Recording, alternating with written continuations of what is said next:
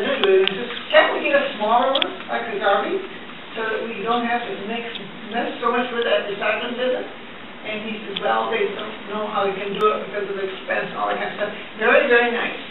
And I said, well, does everybody have them? He says, no, the condos have them because they don't have room in their garage for a big one like I got. Now, I want to be inclusive, and I want to make sure everybody's treated right around here, so if they can have one, I want one. Well, anybody that wants one, elderly, can get one. All we have to do is trade those big monsters in for those spectacularly new people coming in, and get us a small one that would fit next to our garbage in the garage. Now, I have a single garage. Now, I have to take out the garbage and all that by myself, as you probably all well know, so I'm asking you to consider it. I can get a petition if you want, or I can start whatever you want, but if you can give them for condos, you better give it to me, or I'm going to have discrimination. I could be one person. If you took one person to change the fire department, which is an excellent fire department, by the way, because he didn't like something. Boy, we just had to do it right away. Well, I don't like the idea of the yard. Because you know one thing that people are forced to do, which is not right? They're forced to put all their recyclables in the garbage. It's easier than taking it out and putting it in the backyard and lugging it into the backyard. It's easier to do that if you want to recycle. And anybody that's a good citizen should. But some people that are older, like myself, have a tough time with those big old things. I often threaten to pile in a tree and put it out in the yard. You should be moving around wherever you wanted to shave. And it maybe not be a laughing matter to you, but will you please consider it? And the next time I'm here, I'll ask you if you even consider it, or somebody might just call me what's happening, because I don't think it's fair for some of the citizens to get treated because they live in a condo, they don't have a room, that I must have a room. Thank you. Thank you. Next we have Sue Schneider. Miss? Yep, Schneider. Drop the one in, that's 13. Okay. Okay, my name is Sue Schneiderman. I live at 1551 D Avenue Northeast, and I had 12 feet of rainwater in my house, probably in about 5 minutes last Sunday. And the house right next to me is completely demolished, and the whole side, their side is falling towards my house. I'm not allowed to get gas on because of that house. We just got electricity on. We still can't get a lot of other things on. And the few things that I did see, I'm not sure I understand this. There's a $5,000 grant that says something about 200% or less of every federal poverty level. So a lot of us don't understand what that means, because most of us are householders are in this area that got flooded again. And the roadwork people came in after 93 and put new sewers in until the semis broke down that we would never get flooded again. So a lot of us remodeled that from 93. We didn't get anything in 2008. And then last Sunday, we got flooded again, and I lost everything again. I mean, just like failing fishes, everything. We put shelves up, so if we got a couple feet. But I have an older home, and I'm the lowest point on B Avenue. So whatever the water level is in my ground, that's when it's in my basement.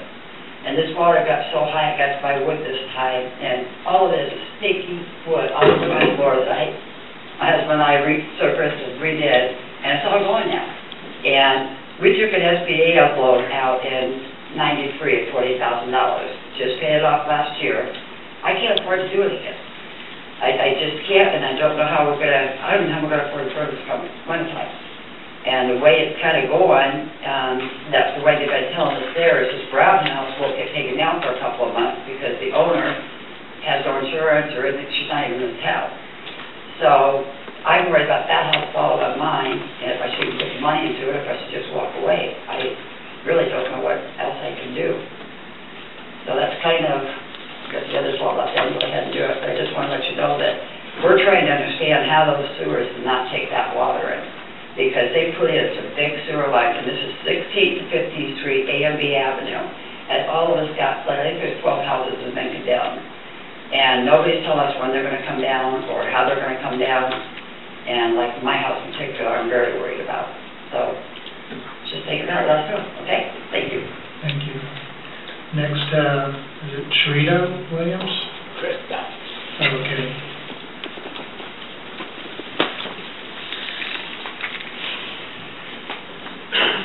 Hi, my name is Krista Williams. I live in 1516 A Avenue Northeast. Lived there for 42 years. This is my third flood down there. The first one was in the early 70s, then in 93, and then again on Sunday. Each time it was a hardship to the family, financial. This time, again, I lost my car and I lost my house. My basement caved in. The foundations caved in. I can't live in there. I have nothing. I have no house, no car, no nothing. There's nobody came down to help us or stirred us in the direction where to go or how to get some help. Thank God I'm staying with my kids, but I can never live in that house again, and I don't have the money to do anything with it. I don't know what to do. I mean, somebody needs to help us. I mean, it's every 20 years it gets flooded down there. Every time it rains, the streets flood over into the yard. I mean, the sewers have something to do with it, but I understand it was also a flash flood. But like I said, this time I'm completely wiped out. I'm elderly and I have nothing. So somebody needs to help, please. Thank you. Thank you. Next we have Pauline Perkins.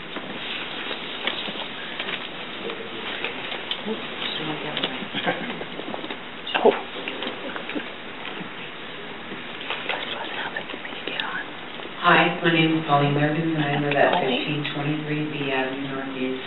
Sunday night, we also got flooded. And Monday night, we took on as much rain, but we didn't get any more water. But we saved our basement because my husband works at Cooper's Mill downtown and knows what to do when the water starts rising. So he plugged our drain, and so we didn't take on as much water as our neighbors, but we still lost cars. And when the Red Cross did come around on Monday, they came to A Avenue side and told them that we had a shelter, which we didn't know about on the B Avenue side, clear out at Harding School, 5 miles away, when no one had transportation because their cars were all flooded and underwater.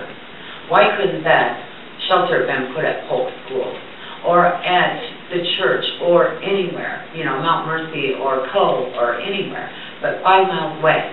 No one had hot meals. You know, everyone was trying to muck out their basements and suck the water out of their basements.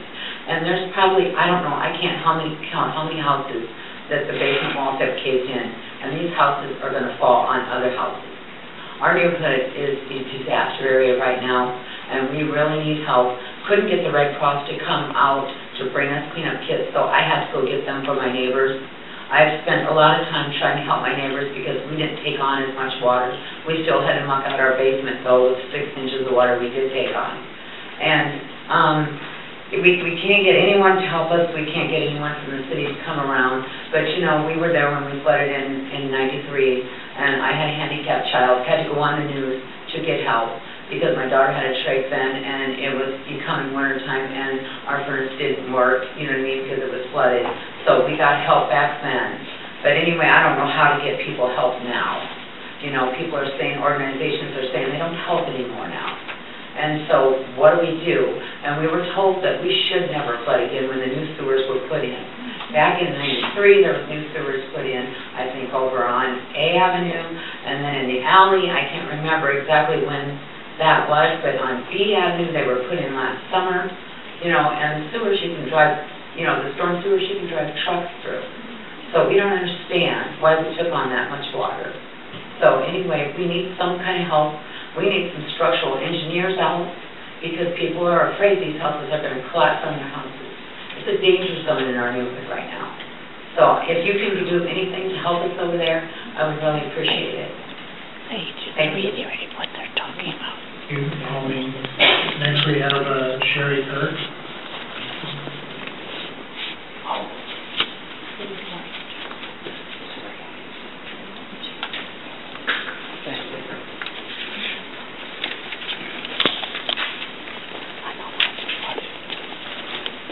My name is Sherry Kirk, and I live at 1535 B Avenue.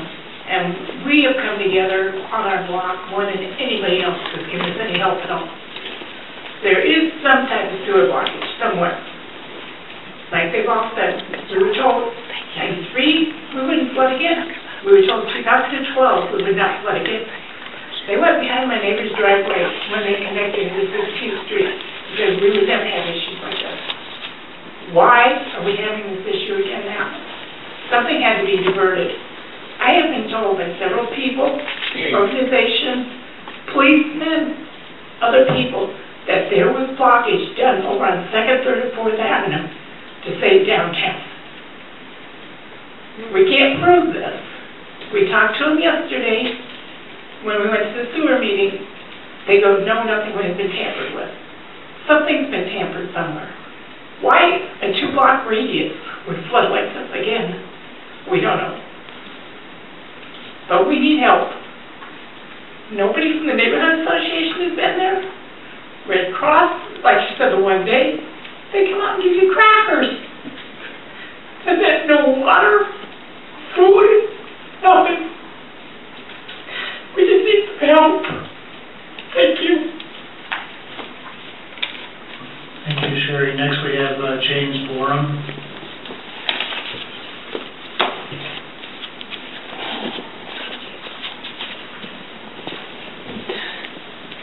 James Borum, 1536 A Avenue Northeast. I took on the same thing, basement's flooded, 6 feet or more. I just got some questions. As far as where I'm located, directly across from me, on my porch, I can literally see the bottom of the tires on First Avenue. Now, the city knows that First Avenue sits here. We sit lower. Why is there not better sufficient drainage system along that block?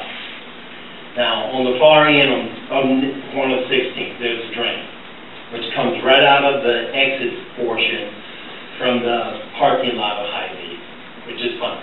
Now, further down, 20 feet from my house, there's another exit portion between the back end of Hy-Vee and McDonald's. There's no drain there. I'm forced to dig dirt, mud, and all sorts of debris out the next 40, 50 feet. I still don't see a drain. It's like we have just one drain there and one on the opposite end. Now, this has happened 2 or 3 times before. Why doesn't the city just come forth and simply say, if we know this water is going to flow down, why don't we have sufficient drain right here to catch most of it and prevent this from happening in the future? Okay, as far as the FEMA money, back in 2008, what has become of the monies? Is the city sitting on that, and it can help individual families like ourselves and others? Maybe what I have to say, okay? Thank you. Next we have Gerald Wiley.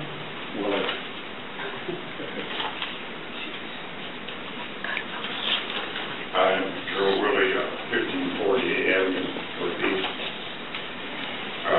There's a little history on my house there. I bought it 6 years ago. There's a public eyesore. Been rummaged through and everything stolen out of it.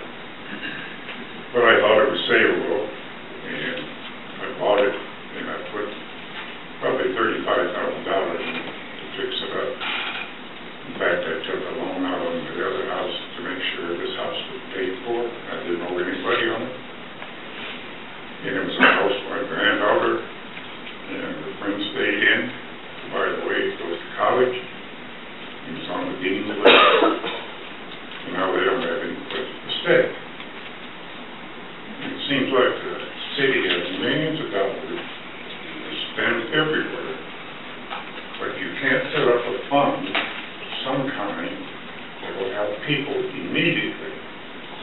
We don't want you coming around when the water's high, we need something afterwards. Like these people are saying, they don't have food, electricity, or anything.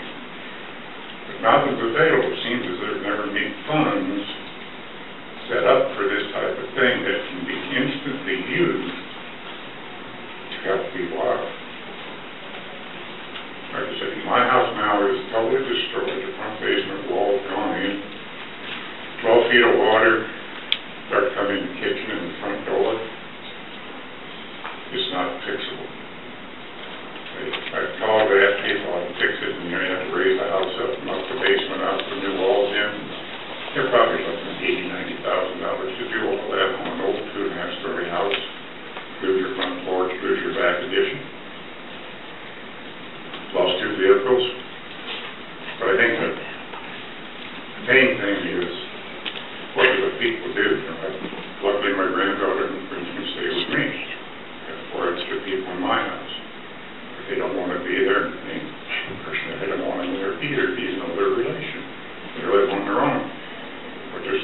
nothing available within this city to immediately help these people. And I think something has to be set up that there's funds available immediately so that people can do it. You can't even get a hotel room for them. Or anything. And like one lady said, you bring crackers or the kids. The most I've seen now is a placard on my door that says, hey, it's unoccupied. Well, not kidding. I think the one thing too is that everybody's guaranteed that the 93 flood was the last of it. And that's why I kind of bought that house, because I guaranteed, I believe by the city, that it'll never flood there again. And that's why all these folks probably redid the inside of their houses, because it's never going to happen. Because I say it's smoother, you can drive a truck through them. But it did. And a lot of these people were like this lower income. They can't afford to do things. There's something wrong with the city storm, water, storm, sewer. See, I cannot believe that this would start over in 2nd Avenue and come this way, just in that area. Something happened. We can't prove it, I guess, at this point, but you hear a lot about it. And we're almost at the point that I think, I'm not going to talk for all of us because they're not all here, but maybe we need a class action lawsuit community against the city to see what the hell is going on. I don't know. But it's disappointing to find out that you have millions of dollars to beautify the downtown and you're letting the rest of the community go to hell in a handbag. Probably what's going to happen over there on A&D Avenue is that we're just going to have to let the properties go and the city will buy them for $2 and destroy them. Not right. I think you need to think of us as your union members. And you are our union bosses. We pay our union dues at least twice a year to the city. And now it's time for you union bosses to take control and help these people out.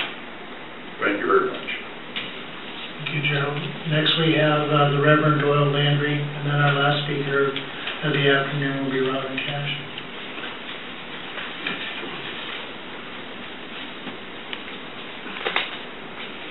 Good afternoon, Mayor, City Council.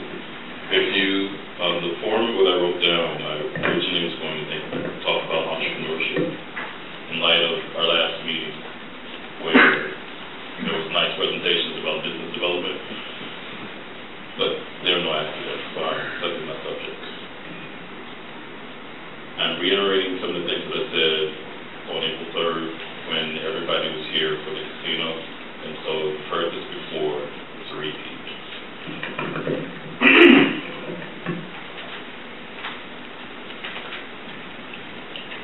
Because I lost the house in the flood, I am a depression survivor, meaning I had the resources and the people connect to rebound in 2008, and everybody isn't that lucky. And so sometimes you need a job to get up every day, go somewhere, routine, get back to your normalcy. Comments that I'm hearing are reminding me too much about what people are still going through on a daily basis here, even before the rains came, because they haven't rebounded since 2008. So last week, 2 weeks ago, or last meeting when I heard about business development, I thought about my fellow veterans who could rebound if they were able to develop a business, and it's very easy in Cedar Rapids. So many things are very easy here that, as I've shared previously, are out of control in larger cities. There's some things that you will never nip in the bud that are very doable here. So when I'm hearing these residents talk about their loss, I would like to think that we would have respect for our senior citizens who have bought their houses at a lower rate, meaning when the minimum wage or wages were much lower. There's some things that we can't rebound to do. And so in flipping my comments, I would hope that, a fund would be developed for Cedar Rapids taxpayers to go into when there's an emergency, because it creates that sense of goodwill that this is a community that brothers and sisters can work together to chart a good course. I would like to think that individuals who challenge the system, because just like on April 3rd, there are individuals at the double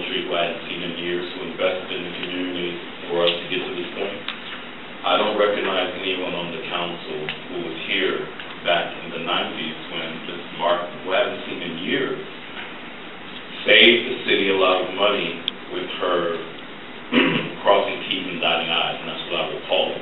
But if we do it for Armis, the crossing T's and dotting I's saved the city a lot of money because there were people who were ripping the city off where, if it weren't for Mrs. Martin, who again haven't seen in years, and some things don't change for the good, we'd be in worse trouble. So I just want to remind individuals that the individuals who come here seeking a better life from Illinois is broke. There is no money in Illinois because there weren't enough people like Mrs. Martin who were going in the books and saying, hey, we're spending too much here. So now people are doing this and blaming each other, and people are wondering about their pensions. Well, I have enough to live.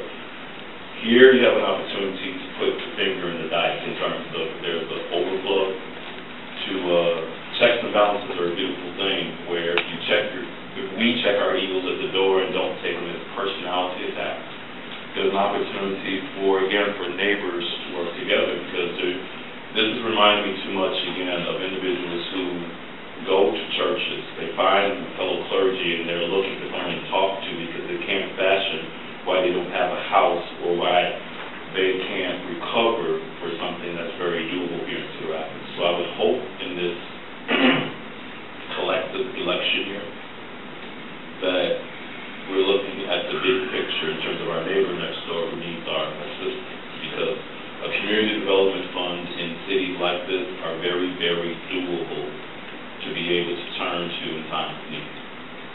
Those are my comments. Thank you very much. Thank you. Thank you. Reverend. And our final speaker this afternoon is Robin Cash.